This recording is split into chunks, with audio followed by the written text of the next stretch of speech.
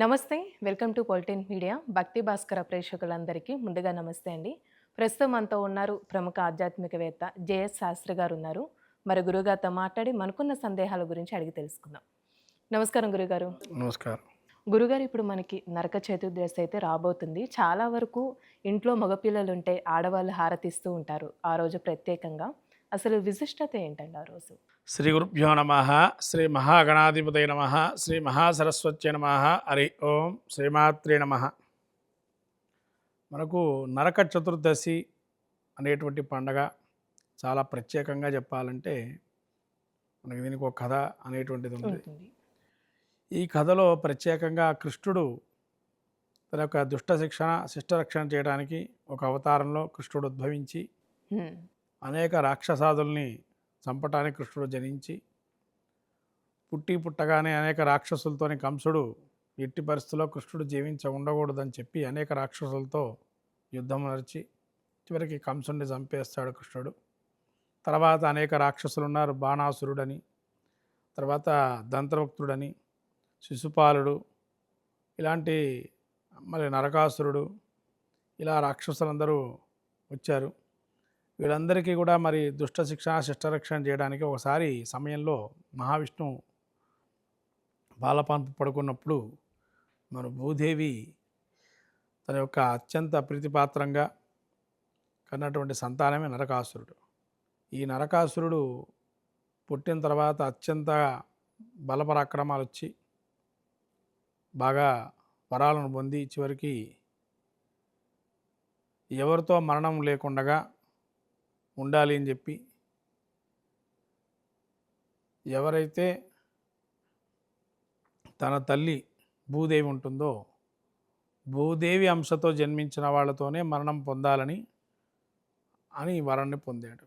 ఎక్కడా కన్నతల్లి చంపదు కదా, తథాస్తు అన్నాడు బ్రహ్మదేవుడు కూడా. కన్నతల్లి ఎప్పుడు ఎవరిని కొడుకుల్ని కూతురుని చంపదు. ఇప్పుడు కలియుగంలో అదొక విశేషం అయిపోయింది, చూస్తూనే ఉన్న న్యూస్లలో. కానీ అటువంటి పరిస్థితి దేవతల రాక్షసు ఆ రోజును ఇచ్చేటువంటి వరం చూస్తే కనుక ఆ విధంగా తను తప్పించుకున్నాడు నరకాసురుడు అనుకున్నాడు. చివరికి నరకాధిపత్యం సంపాదించి యముణ్ణి దేవతల్ని ఓడించి ఆ యొక్క లోకాన్ని తీసుకున్నాడు.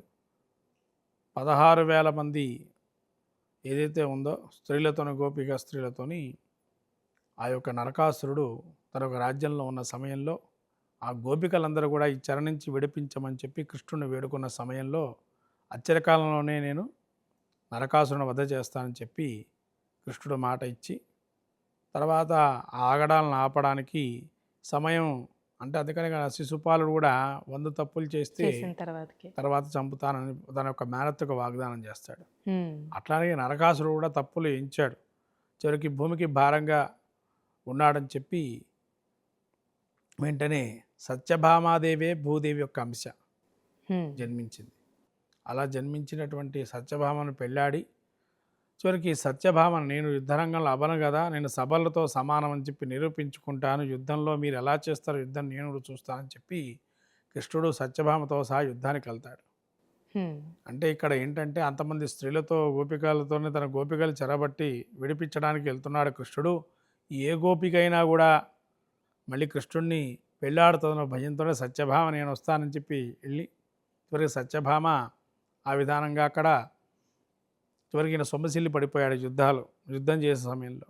చివరికి సత్యభామ మేల్కొని అయ్యో కృష్ణుడినే ఈ విధంగా ప్రతిఘటించాడా నరకాసురుడు అని చెప్పి చివరికి సత్యభామ యుద్ధం చేసి అంతం చేస్తుంది. కానీ కృష్ణుడు కావాలని చెల్లించిపోలేదు, సొమ్మసిల్లిపోయాడు కావాలని. ఎందుకంటే ఆ మరణము భూదేవి యొక్క అంశతో జన్మించి ఉండాలి, స్త్రీతో జరుగుతుంది కాబట్టి సత్యభామ అటువంటి భూదేవి అంశ కాబట్టి తన యొక్క ఇట్టి పరిస్థితిలో మరణం అనేది సత్యభామతో జరగాలని చెప్పి సొమ్మసిల్లి కింద పడ్డాడు. వెంటనే సత్యభామ యొక్క బాణాన్ని ప్రయోగించి నరకాసురుడి వద్ద జరిగింది. నరకాసురుడు ఆశ్చర్యపోయాడు, ఒక స్త్రీ చేతిలో నేను ఓడిపోయాను అనుకున్నాడు. అప్పుడు కృష్ణుడు తన యొక్క విశ్వరూపమైన విష్ణుమూర్తి అవతారాన్ని చూపించి నువ్వు పొందిన అంశ భూదేవి అంశతో జన్మించింది సత్యభామ, అందుకనే నేను చంపామని చెప్పి కృష్ణుడు చెప్తాడు. చెప్పిన తర్వాత ఈ అంతా కూడా యుద్ధంలో విజయం సాధించిన నారీమణిగా సత్యభామ చెబుతుంది. తనకు ఎంతైనా కూడా యుద్ధానికి తీసుకెళ్ళిన కృష్ణుడు కాబట్టి ఇదంతా మీ యొక్క మహత్యమైన సత్యభామ తన యొక్క విశేషంతో మళ్ళీ తను తిరిగి ద్వారక నరకానికి నరకాసుని చంపిన తర్వాత వస్తాడు.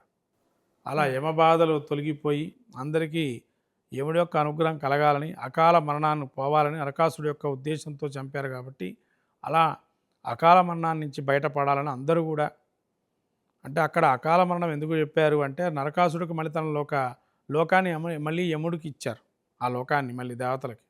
అందుకని చెప్పి యముడి యొక్క అనుగ్రహం పొందటానికి నరక చతుర్దశి నాడు దీపారాధన చేయాలని దక్షిణ దిక్కుకి, అలా ప్రదోష సమయంలో కనుక చేస్తే పితృదేవత పూర్వీకుల అనుగ్రహం కలిగి వాళ్ళకు ఉత్తమ గతులు ఇస్తాడని, నరకలోకంలో ఉంటే కనుక అటువంటి పితృదేవతలు ఎవరైనా ఉంటే ఉత్తమ గతులు ఇస్తాడని, వాళ్ళకి మళ్ళీ మంచి లోకాలు ప్రాప్తం అవుతాయని, అలానే మనకు చెడుపై విజయం సాధించడానికి ఆ యొక్క యముడు యొక్క దీపాన్ని వెలిగించడం జరుగుతుందని చెప్పి, చెడుపై విజయం సాధించడమే నరక చతుర్దశి యొక్క ప్రధాన లక్ష్యం.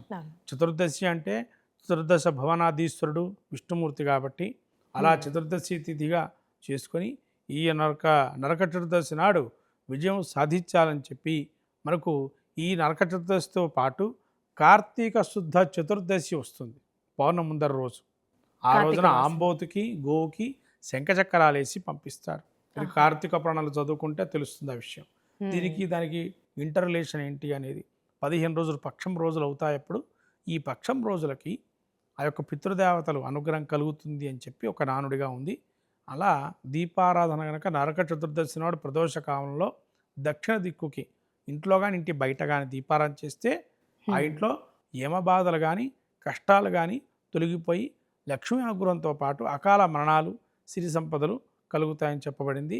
ఈ హారతుల యొక్క ప్రధాన లక్షణం ఏంటి అంటే ఎప్పుడైతే చెడుపై విజయం సాధించి వస్తారు కాబట్టి ఆ విజయం అంతటా ఎప్పటికీ ఉండాలని మగపిల్లలకి హారతులు ఇచ్చేటువంటి క్రతువు మొదలైంది.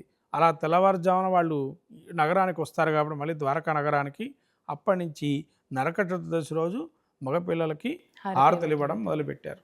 ఆ విధంగా చేసుకోవాలి ఆ రోజున. ఆ విధంగా ఏదైనా మంత్రం కూడా ఉందండి?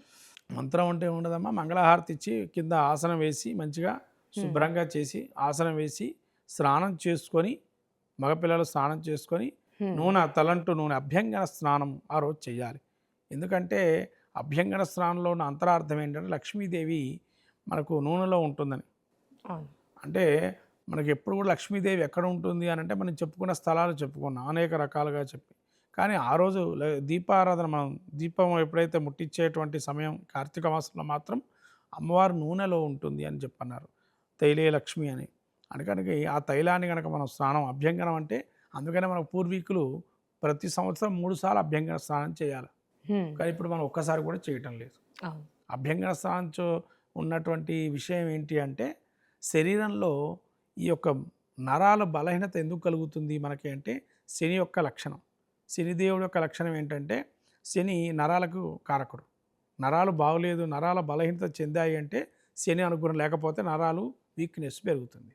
అందుకని ఇవి పెరగాలి, నాణ్యంగా మంచిగా ఉండాలి అంటే నూనె రాసుకుంటూ ఉండాలి చర్మానికి.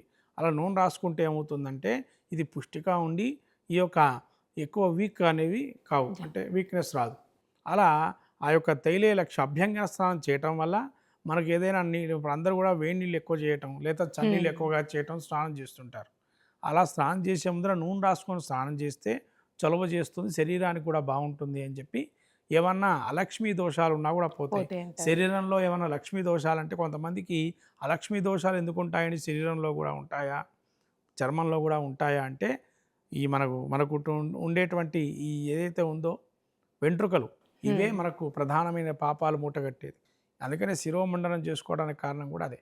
కాబట్టి ఈ యొక్క శరీరంలో వెంట్రుకలకు కూడా చైతన్యం కలగాలి, జీవోత్తేజం కలగాలంటే ఇది బాగుండాలి. అందుకని నూనె రాసుకొని స్నానం చేసుకున్నట్లయితే ఆ రోజు లక్ష్మీ ప్రాప్తి కలుగుతుందని నరక చతుర్దశి యొక్క ప్రత్యేక ఉద్దేశం. అందుకని ఈ హారతులు తీసుకునే ముందర మంచిగా అభ్యంగన స్నానం చేసి నూనె రాసుకొని తల స్నానం చేసుకొని అప్పుడు హారతులు తీసుకోవాలి. చాలా చక్కగా తెలియసే గురుగారు, ధన్యవాదాలు.